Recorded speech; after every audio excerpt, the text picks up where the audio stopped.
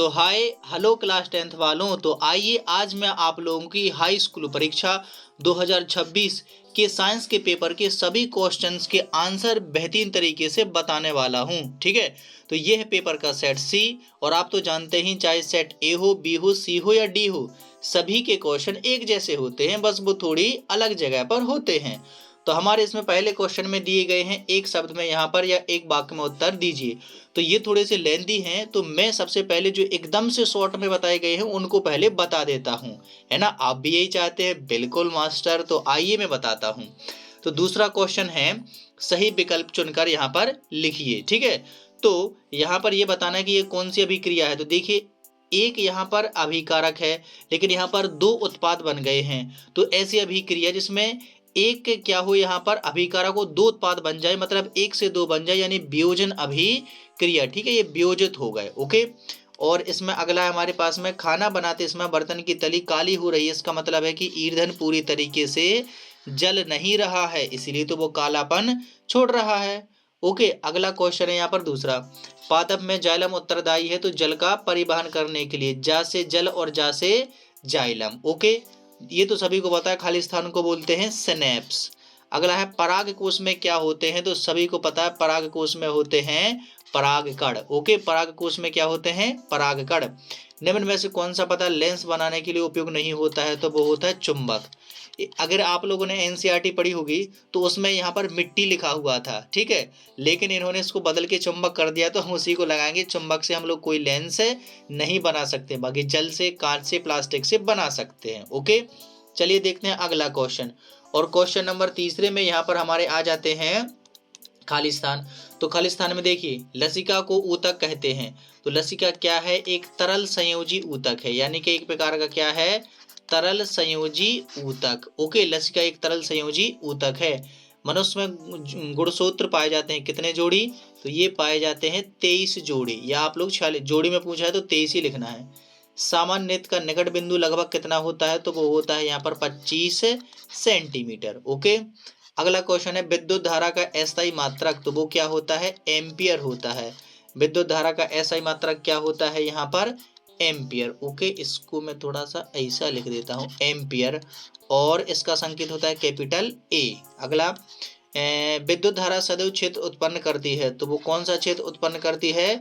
चुंबकीय क्षेत्र। ठीक है, विद्युत धारा सदैव चुंबकीय क्षेत्र उत्पन्न करती है, चुंबकीय क्षेत्र यानी कि वी वेक्टर। ओके, अगला क्वेश्चन यहाँ पर देखते हैं, हमारा खालिस्तान में है, सभी जीव प्रत्यक्ष या परोक्ष रूप से अपने निर्वाह हेतु किस पर निर्भर रहते हैं? तो दूसरे जीवों पर। ठीक है, दूसरे जीवों पर। ठीक है, किस पर निर्भर रहते हैं? दूसरे जीवों पर। और सभी जीव, ठीक है, इस पर दूसरा भी अपन पढ़ सकते हैं कि पेड़ पौधों पर निर्भर रहते हैं। किस पर? पेड़ पौधों पर। ठीक है, तो इसके दो आंसर यहाँ पर हो सकते हैं। आप लोग देख लीजिए कि आपने कौन सा यहाँ पर लिख रखा है। तो चलिए आगे बढ़ते हैं और देखते हैं कि अगला क्वेश्चन यहाँ पर हमारा क्या बनता है। तो सत्य सत्य यहाँ पर हमसे पूछे गए हैं। तो कार्बन की संयोजकता 6 होती है। तो ये बिल्कुल सरासर बात गलत है, कार्बन की संयोजकता होती है 4। तो ये हमारा असत्य हो जाएगा। प्रकाश संश्लेषण के लिए क्लोरोफिल आवश्यक है। तो बिल्कुल सत्य हो जाएगा। किसी दर्पण की फोकस दूरी उसकी वक्रता त्रिज्या की आधी होती है। तो बिल्कुल सत्य हो जाएगा। ये हमारा F बराबर क्या हो जाएगा? R/2। श्वेत प्रकाश अवयवी वर्णों में प्रकाश संश्लेषण कहलाता है। तो ये हो जाएगा असत्य। ठीक है, बिल्कुल कैसा हो जाएगा? असत्य। तो पहला और चौथा यहाँ पर असत्य, ये मतलब बैड विक्षेपण कहलाता है।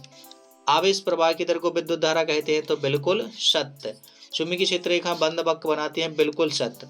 तो ये हमारा यहाँ पर चौथा, और हमारा यहाँ पर कौन सा? ये पहला, ये असत्य है, बाकी सारे हमारे सत्य हैं। ओके, चलिए बढ़ते हैं आगे और अगला क्वेश्चन यहाँ पर देख लेते हैं सही जोड़ियों का। तो सही जोड़ियों में देख लीजिए हमने यहाँ पर कौन कौन सी दी गई हैं और आपने कौन कौन सी यहाँ पर की हैं। ठीक है, तो पहली है श्वसन। श्वसन एक ऊष्माक्षेपी अभिक्रिया यहाँ पर है।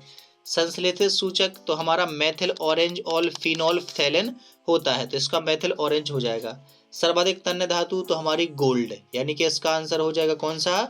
तीसरा वाला। ठीक है, अरे भाई कहाँ जा रहे हो? उसका आंसर कौन सा हो जाएगा? तीसरा वाला। ठीक है, हाँ। अगला क्वेश्चन, रक्त में शर्करा का नियमन किस हार्मोन द्वारा होता है? तो ये हमारा हो जाएगा चौथा, इंसुलिन हार्मोन से। मुकुलन हाइड्रा में, ये आपको पता ही है। वंशानुगति के लक्षण हमारे किसने दिए हैं? मेंडल ने। तो ये हो जाएगा हमारा छठवां, यानी कि श्वसन का आंसर हो जाएगा बी वाला, संश्लेष सूचक ए वाला, सर्वाधिक तन्य धातु हमारी गोल्ड यानी डी वाला, शर्करा का नियमन यानी कि सी वाला, और मुकुलन होता है यानी कि हाइड्रा में एफ वाला, और वंशानुगति के नियम दिए मेंडल ने यानी कि ई ने। तो ये हमारी सही जोड़ियां हैं, बिल्कुल एकदम से सही। तो अब आप लोग मिला लीजिए कि आपने कितनी यहाँ पर सही की हैं। और चलिए देखते हैं अगला क्वेश्चन, और अगला क्वेश्चन यहाँ पर हमारे पास में क्या होता है। तो यहाँ पर हमारा अगला क्वेश्चन है छठवां, फ्लेमिंग के बाद। अच्छा, इसके पहले मैं आप लोगों को ये परिभाषाएं बता देता हूँ, ठीक है। अब पहले क्वेश्चन की तरफ हम लोग चलते हैं जल्दी से, और ये रहा हमारा पहला क्वेश्चन, ठीक है।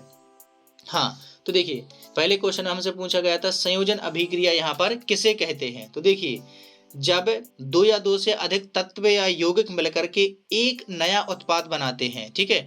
जब दो या दो से अधिक तत्व मिलकर के एक नया उत्पाद बनाते हैं, उसे हम लोग संयोजन अभिक्रिया कहते हैं। जैसे दो या दो से अधिक तत्व मिलकर के एक उत्पाद बनाते हैं तो उसे संयोजन अभिक्रिया कहते हैं। पीएच स्केल क्या है? तो पीएच स्केल एक ऐसा स्केल या पैमाना होता है जो H+ आयन की सांद्रता को नापता है। H+ आयन यानी कि हाइड्रोजन आयन की सांद्रता को मापता है, ठीक है। तो आपने क्या लिख दिया होगा? पीएच स्केल एक ऐसा स्केल होता है जो हाइड्रोजन आयन की सांद्रता को मापता है। विकृत एल्कोहल किसे कहते हैं? तो देखिए विकृत एल्कोहल क्या है? जब एल्कोहल में जहरीले पदार्थ जैसे कि मेथेनॉल, कौन कौन से? जब एल्कोहल में जैसे जहरीले पदार्थ मेथेनॉल और पिरिडीन मिला दिए जाते हैं तो यह पीने योग्य नहीं रह जाता है, इसको ही विकृत एल्कोहल कहते हैं, ठीक है। मछली के हृदय में कितने कोष्ठ होते हैं? तो भाई साहब 2 होते हैं, और हमारे में कितने? 4। मानव में भ्रूण प्लेसेंटा का क्या कार्य है?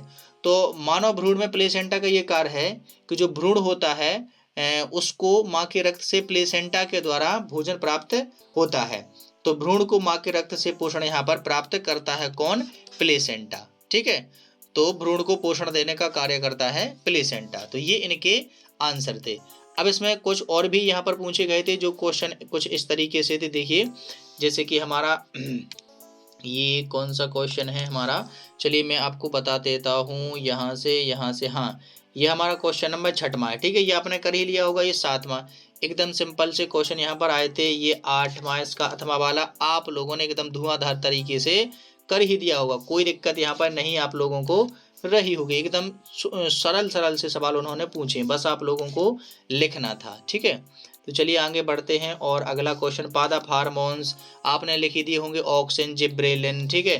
तंत्रिका कोशिका का चित्र आपने वो उल्टा पेड़ टाइप का बना ही दिया होगा, ये आपने कर ही दिया होगा। इसका चित्र आप लोगों ने बना ही दिया होगा, ठीक है। लेंस की क्षमता और इसका सही डायोप्टर आप लोगों ने लिख ही दिया होगा। इसका आंसर तो आप लोगों ने निकाल ही लिया होगा, कितना कार्य, सीधा इसका गुणा कर देना था। तो ये हमारा W बराबर हो जाता V/Q, यानी कि ये हो जाता हमारे पास में कितना 12 × 2, यानी कि ये हो जाता हमारे पास में 24 जूल कार्य करना पड़ेगा। एकदम सिंपल सा था, ठीक है। ये भी आप लोगों ने कर लिया होगा, ठीक है। चलिए बढ़ते हैं आगे। और 17वां क्वेश्चन, और MRI का मैग्नेटिक रेजोनेंस इमेजिंग, इसके बारे में तो आप लोगों ने लिख ही दिया होगा। इसका उपयोग हम लोग MRI करने में करते हैं, यानी कि शरीर के आंतरिक अंगों का प्रतिबिंब बनाने के लिए इसका उपयोग करते हैं। ये अच्छा, मैं जो बताने वाला हूँ वो देखिए ये है, ये वाला क्वेश्चन। हाँ, हमें यौगिकों की संरचना सूत्र यहाँ पर बनाने थे। तो सबसे पहले हमारा था क्या भाई साहब? क्लोरोप्रोपेन, यानी कि हमारे पास में क्लोरोप्रोपेन था। तो प्रोपेन यानी कि 3 कार्बन, तो इसका ऐसा कुछ बनाना था CH3, और क्या बन जाता है CH, यहाँ पर हमारे पास में हो जाता 2, और CH2, और एक मिल जाता क्लोरो है तो Cl, ऐसा कुछ बना देना था क्लोरोप्रोपेन का, ठीक है। अब प्रोपेनॉल का बनाना था। तो प्रोपेनॉल में प्रोप तो है तो 3 तो कार्बन आएंगी, तो CH3, और ये हो जाता हमारे पास में क्या CH2, और फिर हो जाता हमारे पास में CH2, और क्या हो जाता OH। बस आपको OH जोड़ देना था इसी में, तो प्रोपेनॉल बन जाता, ठीक है। अगला एथेनॉल, तो एथ मतलब क्या होता है यहाँ पर 2 कार्बन, ठीक है। तो ये हो जाता हमारे पास में CH3 और CH2 और एथेनॉल है, ठीक है। तो ये हो जाता हमारे पास में OH, क्योंकि ये अपन को एल्कोहल समूह जोड़ना था, तो ये इनके संरचना सूत्र यहाँ पर कुछ इस तरीके से बनने थे। ठीक है, अगला क्वेश्चन यहाँ पर क्या था भैया, ऊतक संवर्धन। ठीक है, ये आपने पढ़ लिया था। ये हमारे पास में उन्होंने क्या पूछा है, ये मासिक चक्र के बारे में यहाँ पर पूछा है। ठीक है, अगला क्वेश्चन है ऑटोमोबाइल वाला, ये आपने कर ही लिया होगा, ये क्वेश्चन है। ठीक है, अब देखते हैं ये हमारा क्वेश्चन नंबर 22वां, समीकरणों को संतुलित करना है। एक नंबर में भैया ये यहाँ पर एक नंबर में एक एक संतुलन करने थे। तो देखिए जरा, पहला क्वेश्चन है यहाँ पर हमारा किसको संतुलित करना है, तो मैं सीधा संतुलित कर देता हूँ। यहाँ पर 3 लिखना था और यहाँ पर आप लोगों को 4 लिखना था और यहाँ पर आप लोगों को 4, बस ये संतुलित हो गया। इसमें आपको केवल यहाँ पर 2 लिख देना था, संतुलित खत्म। यहाँ पर आपको 2, यहाँ पर आपको 2 और यहाँ पर भी आपको 2, संतुलन खत्म। ये यहाँ पर 2 है। ठीक है, कितना 2, और यहाँ पर केवल आप लोगों को लिखना था क्या 2, और यहाँ पर भी कितना लिख देना था 2, बस आपको इनके 4 नंबर मिल गए। तो ये था भैया हमारा क्लास 10 का भैया साइंस का पेपर, जो कि एकदम सा सिंपल सा आया था, और ये वाला तो आप लोगों ने कर ही लिया होगा। ठीक है, फिर भी यदि आप लोग चाहते हो कि मैं इनके आंसर आप लोगों को जल्दी से बता दूं, तो एक बार जल्दी से कमेंट कर दीजिए, आपको मैं सभी क्वेश्चंस के आंसर यहाँ पर प्रोवाइड कर दूंगा। तब तक के लिए आप लोग पढ़ते रहिए, मस्त रहिए और खुश रहिए।